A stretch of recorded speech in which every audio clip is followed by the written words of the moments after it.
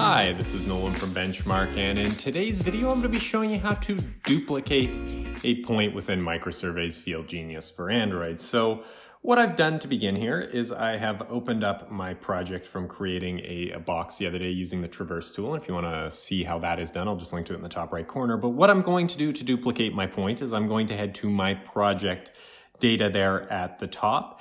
And within this menu, what I'm going to do is I'm going to select points, the second option on my left here. In your point database, to duplicate a point, what you're going to do is you're going to find the point you want to duplicate. You're going to select the three dots next to the point there on the far right of the point information.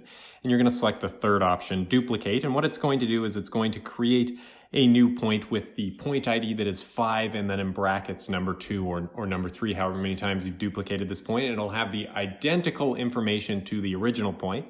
So in this case, let's say I wanted to make this point 0.01 of a meter to the east of the original point. In the annotation, let me just add a test.